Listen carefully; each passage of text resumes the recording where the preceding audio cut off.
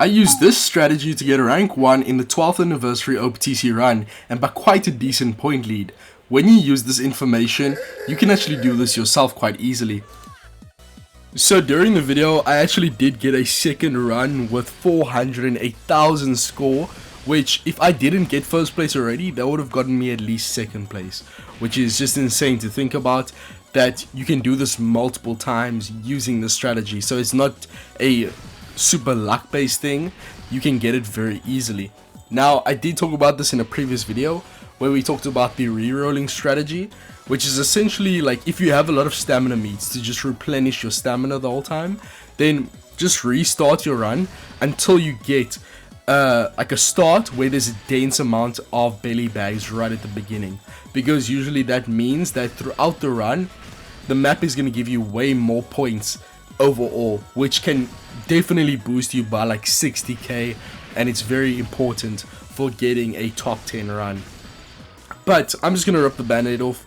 The main strategy here is you want to get to the final boss where you have to encounter Marcus Mars as well as Lucci. At that point you have to beat up Lucci, grab the treasure chest which gives you like the most amount of points, and then skip Mars. But what happens here is that the next time you have to fight the boss again, because Marcus Mars, if you don't defeat him, you haven't cleared the wave. So Marcus Mars will show up again, but Lucci will respawn. The treasure chest will respawn, and you'll see how that works during the 408,000 score run, which will be towards the latter half of the video, right? So this is a really cool strategy because we're taking advantage of the fact that Lucci and the treasure chest respawns every time. Now, a few things you do need to note is that there is a limit, there's a physical number limit to how many stamina meats they give you on the map. So you want your run to be very sparing with the meats, because yes, it can be very nice to see a lot of stamina meats early on and your stamina bar is at its fullest for a very long time, but in the long term that is very harmful, because as you'll see in that massive run at the end, towards the end of the video, I got 2 stamina meats after like bypassing the Mars.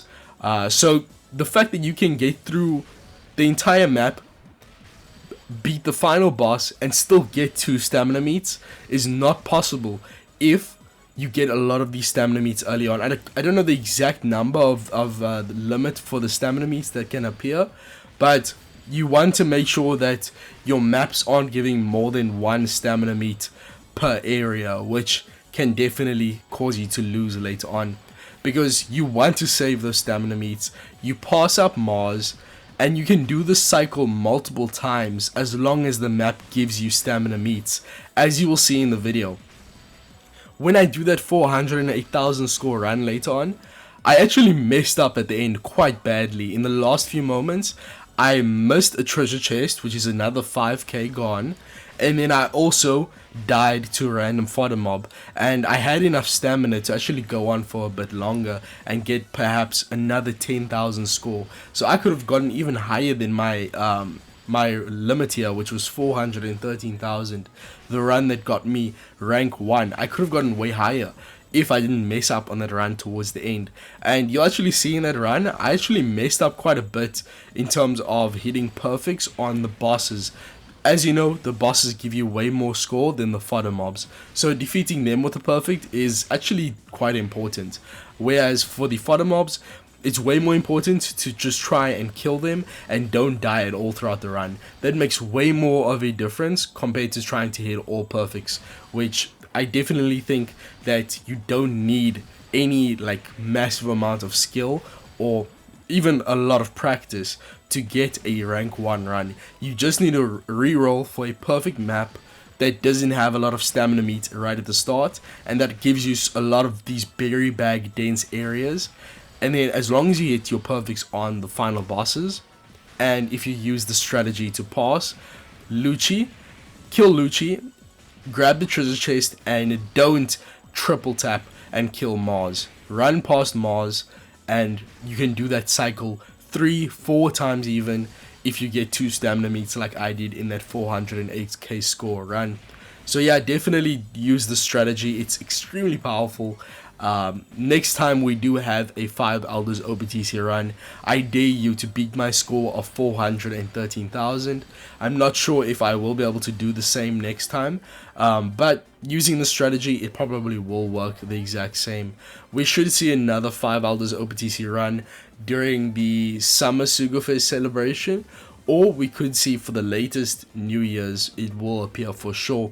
So very cool to see how the strategy is evolving here. Overall, my advice would be, for one, don't try to hit perfects on the fodder mobs. It's way more valuable to survive and not get hit or get hit by the enemy throughout the entire run. It's way more important than hitting perfects on all the fodder mobs.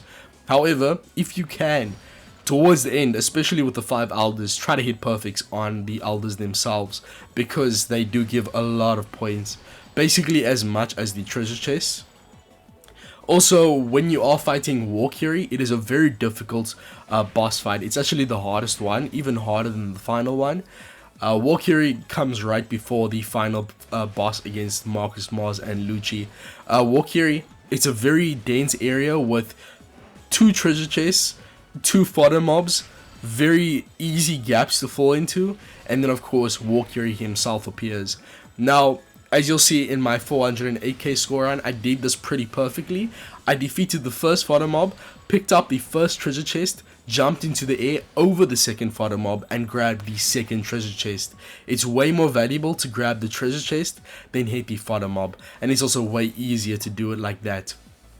But you do have to jump over the first gap and then double jump, so it's a bit of a difficult one to do. Honestly, I'd recommend for most people, just jump over both fodder mobs, pick up the second treasure chest in the air. You don't have to pick up the first one. Yes, it does hurt your score, but you really don't need it.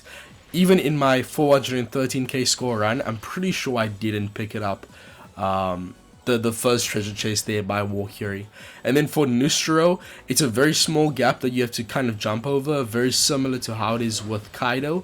Right before you fight Kaido, there's like 2 small gaps with treasure chests on them, and yeah, definitely try to pick that up. It's really not too difficult. You just have to jump a bit early and you'll be fine. Besides that, I've seen people talk about, actually the guy in 3rd place, he contacted me. He said that against the Jupiter boss, he rerolled there instead of on the final boss against Mars and Lucci, because there are 2 treasure chests there, and it's way easier to get compared to the ones by Walkyrie. So there by Jupiter, definitely you can reroll there.